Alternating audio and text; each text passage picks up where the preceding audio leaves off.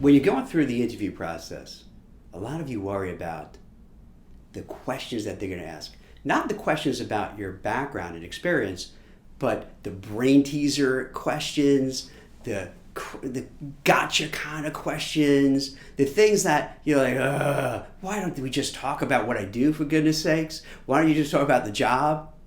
Well, let me talk about the questions that are asked and how to answer them.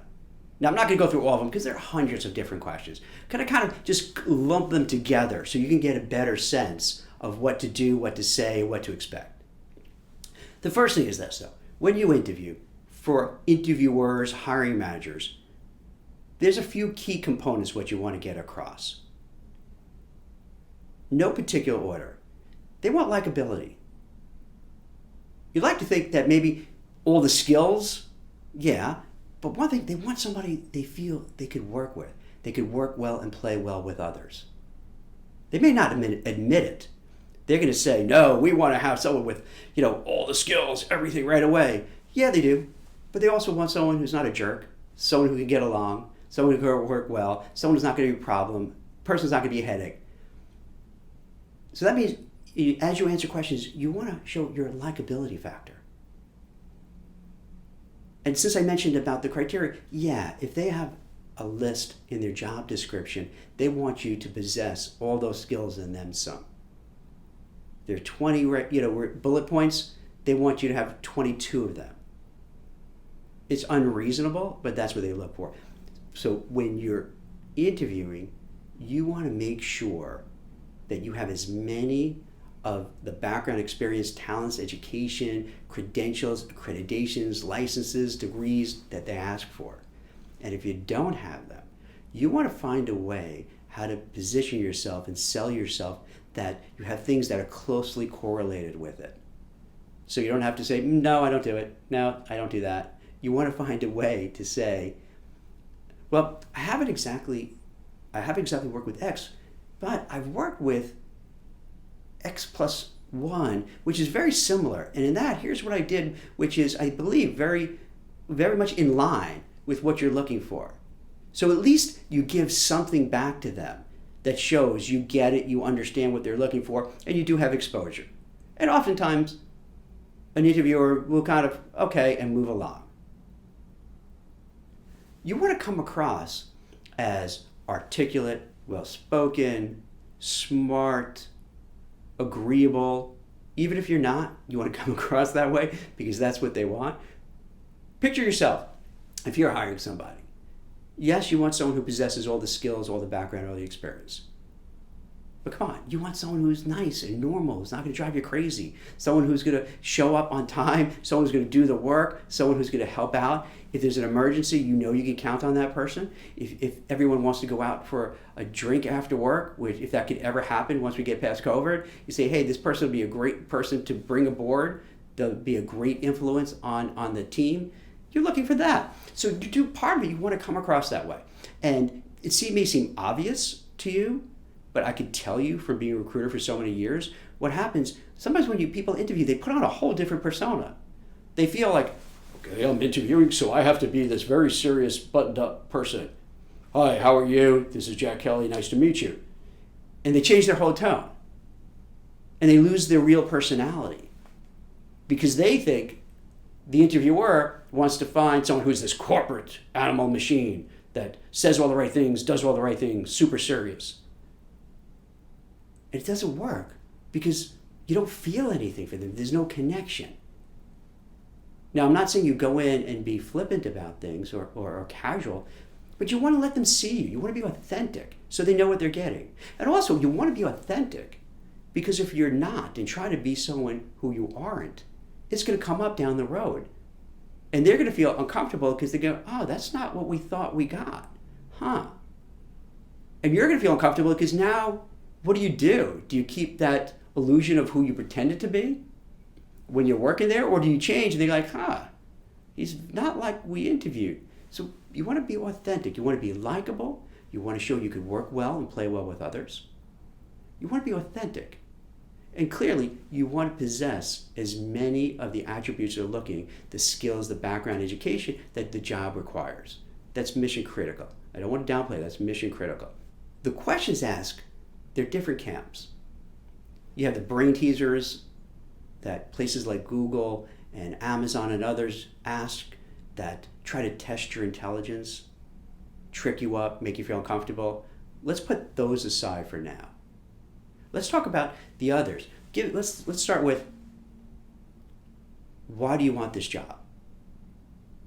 That seems pretty straightforward. But really what happens, you want to know, when people ask questions in an interview, you want to know the psychology behind it. Like, what are they thinking? They say, why do you want this job? They're thinking, are you applying to a whole bunch of jobs? Are you in between jobs and you just will take anything?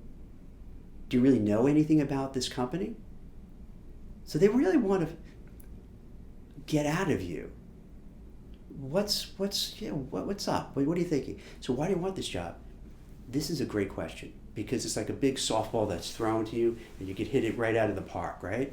Because why I want this job, then you could go to your elevator pitch and discuss your background, your experience. And if you recall, an elevator pitch, you're not going to go back to high school or grammar school. You're going to talk about the recent experiences you have, and you're going to say, I want this job because I've heard of you, I know of your company by reputation, I know people who work there, it's a fantastic organization, I'm impressed with your products and services, and I have the background, the skills and experience, including, and then you can list what you have, 1, 2, 3, 4, 5, that matches with the job description.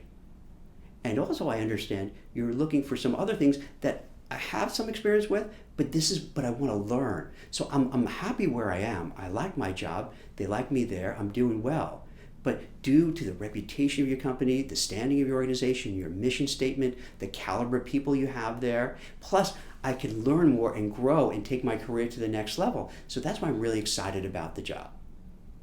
So you get where I'm going with this? You want to answer the question, but when they ask the question, take it as a way to sell yourself and market yourself.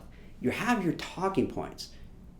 When the politicians have these, they go on all the talk shows, they have their talking points and boom, boom, boom. And the good ones know how to bring it up in the right time to make them look good and to champion their cause. When they ask, so tell me about yourself, they don't mean, hey, I like watching Netflix and hanging out with my friends. I love watching football and drinking beer while watching football. And that, no. That's not what they mean. When they say, so tell me about yourself, what they really mean is this: why should I hire you? And again, this is a great question to get because it's a chance to sell yourself. So, hey, thank you for that question. I'm a recruiter who's been doing this for 10 years, placed thousands of people with top investment banks, hedge funds, private equity, financial services firm, and this role seems to take it to the next level, where you're looking for somebody, a senior recruiter, to work on a global basis and place high-level executives across the whole financial services. So I believe my background, my experiences would be perfect for this.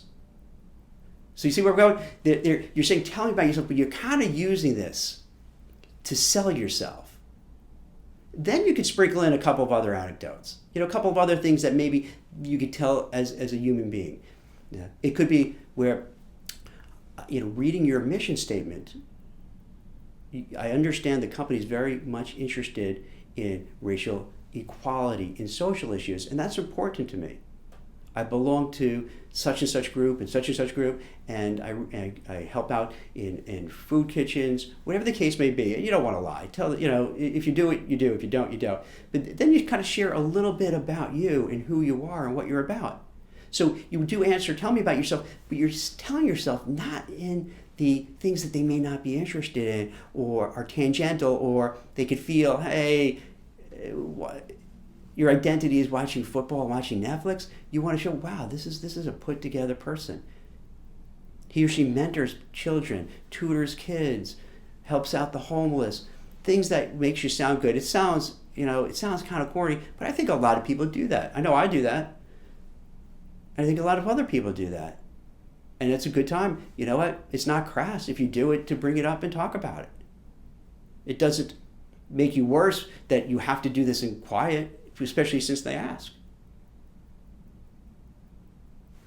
If you do get a brain teaser question, such as how many windows are in New York City, or how many pianos are there in San Francisco, a lot of it, they're not looking for an exact answer. They just want to see how you think. So for those, you say, wow, that's a really interesting question. I've never really thought about it. And then you do a quick calculation, whatever it may be. And you say, there's, let's say, 8 million people in New York City. So with 8 million people, maybe there's 4 million buildings. With 4 million buildings, you have the skyscrapers and you have just regular houses and apartments. So you might have X amount of windows and blah, blah, blah. And here you go. I would say you have X amount of windows. And the same thing with pianos in San Francisco. Are they looking for the exact answer? No. They're looking to see how your mind works. They want to see under pressure, can you come up with something? They want to see, can you articulate an answer? Can you think on the fly? So it doesn't really matter if you're right or wrong for the most part. You just want to demonstrate that you have analytical skills, you can keep cool under pressure, and you can articulate an answer. So you don't have to really be freaked out by that. And just keep that in mind.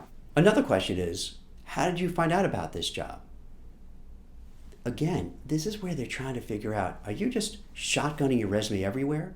Are you sending it to everybody indiscriminately? Or are you genuinely interested in this company? So your answer, given that, is, I feel very comfortable in my current role. I'm doing well. I'm up for a promotion. My manager thinks highly of me. My coworkers like me. I like them. However, there's not a lot of room to grow because my manager's fairly young and her manager is kind of young. So I'm probably going to be stuck there maybe for a while. Although I love it and there is a chance of getting promoted, when I heard about this opportunity through a trusted friend, and I also heard it from a recruiter who's an expert in this field, I did homework on your company, did my research, and it seemed like a fantastic organization. Plus, the job is perfect because my skills will all mesh with it.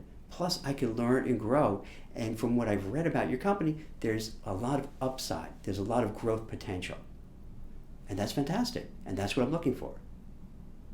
So we don't have to go through all the questions. And if you like, down the road, I could go through more of them in more detail. But I think you get a flavor. So when you're asking these questions, or when you're asked these questions, you take a breath, think about it for a moment, and try to understand what's the logic behind it. And usually the logic is they want to find somebody who wants to work at that company specifically. They are interested in this job specifically. They have the background for this job specifically. They're excited about it. They're passionate about it. They want this. Because then they feel, hey, this candidate's for real. They're not just running away from a bad situation. They're not just looking for a job. They really want this job. They want this company. And that's how you want to come across. And then you also want to use these things, these questions, to give your pitch, your elevator pitch, all your selling points. Practice it though, because it could come across very heavy-handed. If every question you just say, I do this, I'm great at this, I'm great at this, I'm great at this, that may not work. You want to be kind of subtle about it. You want to bring it up where it's not hitting them over the head with a hammer. Give you one last question that people always ask me about and get really worried about. Do you have any questions for me? Question. So as you're probably aware, after the interview, more often than not, interviewers will say, hey, do you have any questions for me? And people get a little nervous, like, I don't have any questions. What do I say? I don't know. And the fear level is so high that throughout the conversation, they can't even focus on the back and forth flow because all they're thinking is, what should I ask? What should I ask? What should I ask? What should I ask? What should I ask? So you can't even focus. You can't be in the moment. And when you're interviewing, you want to be in the moment. The most important person in the room is that interviewer. You want to be laser focused on the interviewer. When he or she is asking you questions, answer them, but try to be organic, like it's a natural conversation. I see a lot of people in the interview, they ask a question, here's my answer. What is your next question? Please ask it, thank you. They don't literally do that, but that kind of demeanor where they ask a question and they think their job is then just to answer that question and wait for the next question and so on. Treat it differently. Treat it as an organic, natural conversation. Think of you having with a friend of yours, but you won't act as casual. Think of it as a conversation with your friend. They don't ask a question and then you just give one word answer and stop. It's back and forth. It's a little dialogue, same thing. So when they're asking questions, have a little back and forth. Number one, it makes it more natural, it makes the interviewer feel comfortable, makes you feel comfortable. But now when you get to the end and they say, do you have any questions? What you could do is this. Let's say you don't. You could say, well, thank you so much. I really enjoyed this interview. I like the job. I like the opportunity.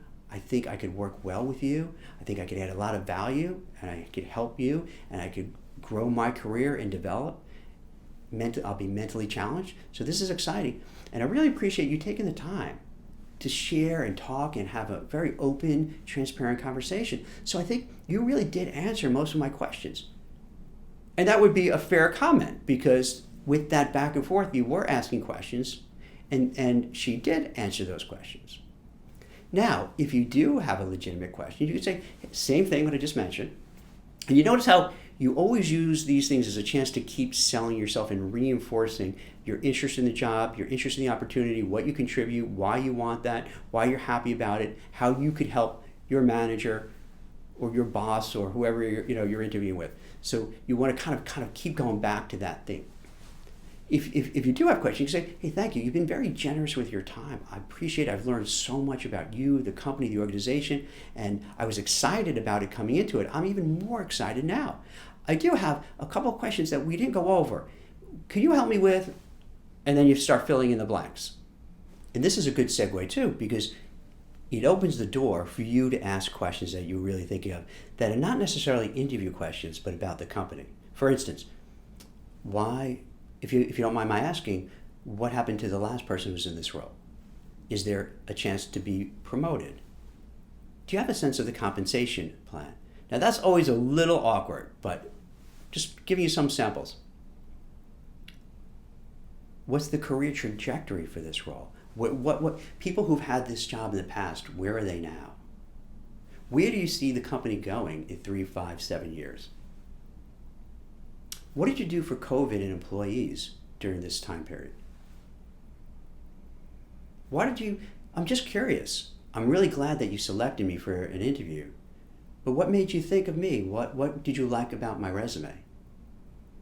Now that's a really good question to ask, because then that makes the interview think, why did I want to meet with Jack?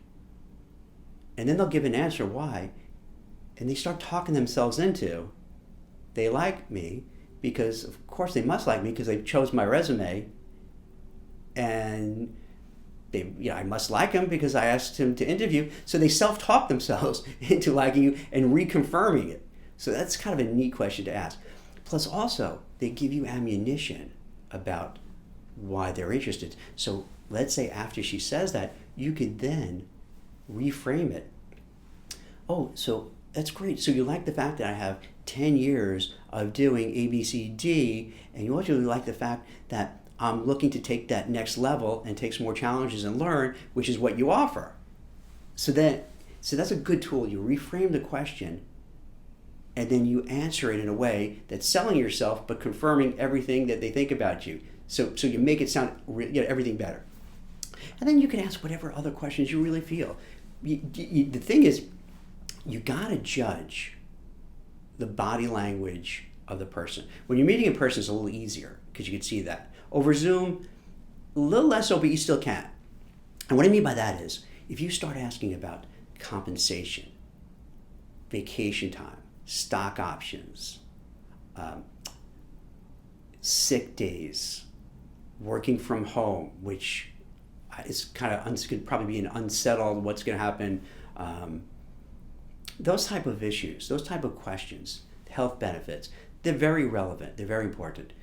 But sometimes the the hiring manager or the interviewer doesn't have the answers to all of them. Or sometimes they feel uncomfortable talking because it's a little too soon in the interview process and they're not sold on you yet, so they don't want to start launching into it. Or sometimes they worry, I really liked, the person, but now I see it's all about the money and the vacation. They'll take a pieces of what you asked and say, they only want, because they know that we have a really great vacation program, and that's what they're looking for. Oh, they know we're going public soon, so they're just coming here to get stock, and they'll probably bail as soon as the stock options vest and they go somewhere else and do it again. So when you ask these questions, you have to be careful. And you could judge. You could always do a trial balloon question that's fairly innocuous and then see their reaction, and then you could try another one. But then if you see them like, you're like, you know what I'm talking about. You got to look at their body language. If they're like, all of a sudden the mood changes, immediately stop it and then go back to, thank you. Are you really helpful answering all my questions? I enjoyed our conversation. This sounds like a great opportunity, a great job. You go back to it, so you try to get away from that to show, no, it's not all that. Because we all know we are interested in how much we're going to get paid. Can we get a promotion? Are we going to move forward? What happened to the last person? Of course. But there's a time and place, and you got to feel it out. And it depends on the environment. In an environment like this, where it's more an employer-driven market, they have the cards. In other markets where it's more employee, then you have more leverage to ask that, and they have no choice to jump through hoops and give you all those answers because they know it's hard to find people. Let me add another point to this. With interviewers, this is such a weird thing. You would think, particularly among major corporations, that they would train hiring managers, different personnel who are involved with the hiring process. But largely they don't. So what will happen is they'll take, John Smith and say, hey, you're the manager of this division, go and interview someone. And just because John Smith is a manager of a department doesn't mean he knows how to interview. Interview is not easy on both sides. We tend to all think about the interview from the interviewee's part, but I got to tell you, interviewers are equally or almost equally, and sometimes more nervous and anxious than others. Now you may scoff and say, that's crazy. Hear me out. You're an interviewer. You don't have any training. You're thrown in and now you have to interview someone. Now, not everyone has that personality to just engage and have a nice fluid conversation. They're not sure what to ask. And that's one of the reasons why you get all these banal cliche questions, because, all right, I'll ask. And everybody knows these kind of basic, tell me about yourself, why do you want this job, why did you leave your last job, things of that nature. So they ask those cliche questions. That's why they always come up, because they don't know what to do. So they default to that.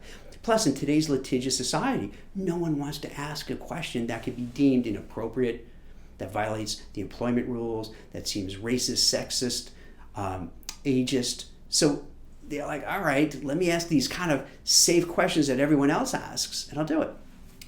That's why you get those. Here's why they're more nervous. If you're a hiring manager, put yourself in the shoes of a hiring manager, and you have to bring somebody aboard. You're going to be judged by that decision. If the person is hired and becomes a superstar, you're going to be all like, yep, that's me. I could spot talent. I'm really good. What happens if you hire somebody and they're a total dud? They're a bomb or worse. How is management going to look at you? They're going to say, don't you have any common sense? What were you thinking? How did you hire this person? This person's a disaster. I'm starting to question you. You're up for promotion. I don't know if you can manage more people. Maybe you have too much on your plate. So there's a lot of downside risk for an interviewer. There's a risk of saying something inappropriate in the interview, hurting someone's feelings, making the company look bad, say something so off the rails that it could end up being a big issue. You could hire a person who just doesn't work out. And of course, the hiring manager say, well, it's not me. I mean, this person was interviewed by a whole bunch of others. We all agreed, but it doesn't matter. The buck's going to stop with that person. So they have that worry. Also, the interviewer most likely is going to spend a fair amount of time with the new person as they're getting on boarding and work with him or her.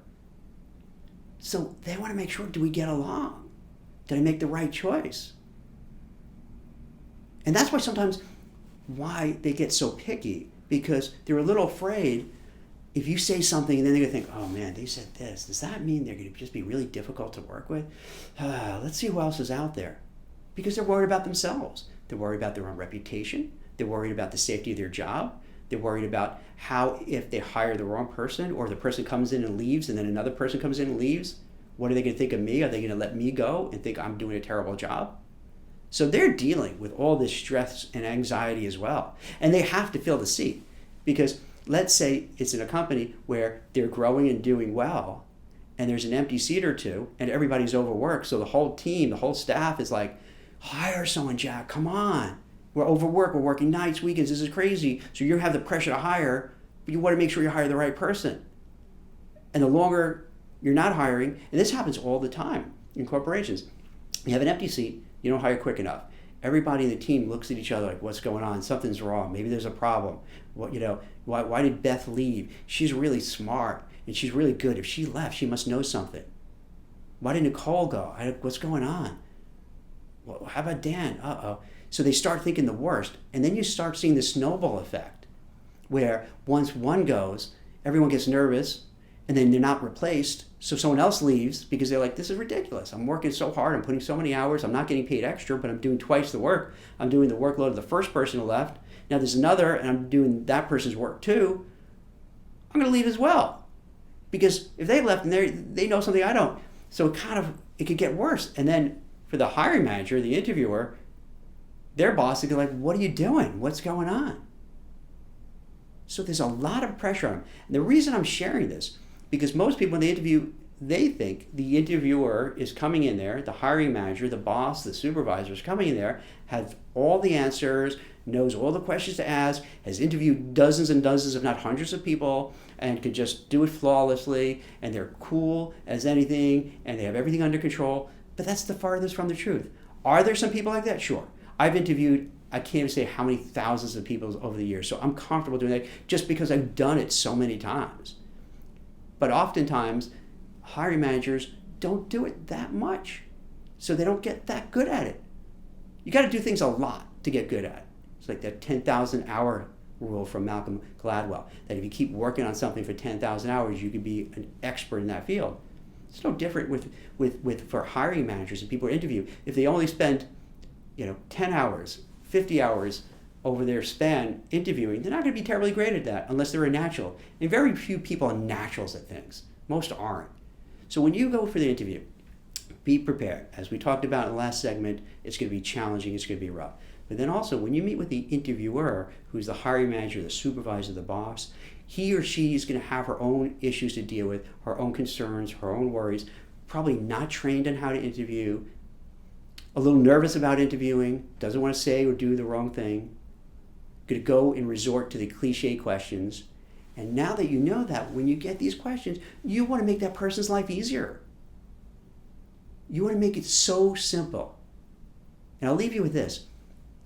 Think in these terms. You want to make it where you're giving all the information to that interviewer, that hiring manager, that supervisor, that boss, so that he or she could say, oh, yes, you have all the background, the experience, you seem like a good person, you seem someone I could work with, that's fantastic.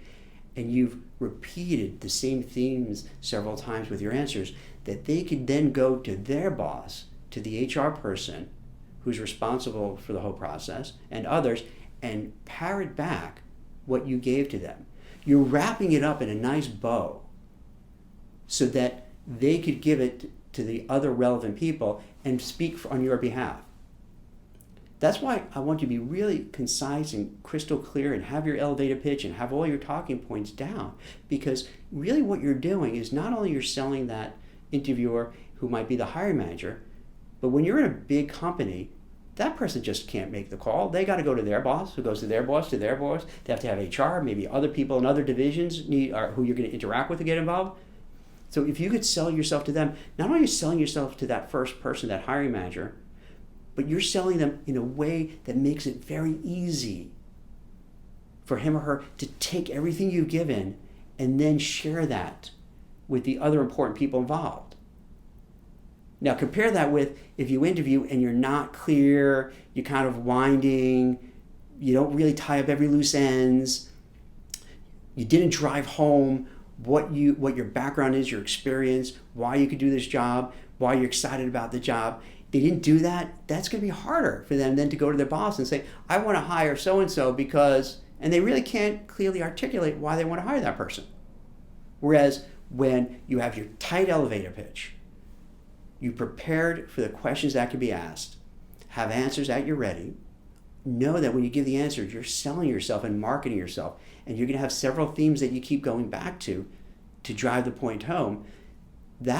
So when you do it that way, the person who's interviewing is going to be like, all right, I get it, and be much more likely to champion your cause to everybody else because they get it. They get who you are. They get what you're about. Everyone wants to know what they're getting. They're buying something. They're buying you as a person. But then they have to sell you to all the other decision makers. So you want to make it super easy for them to sell you to everyone else.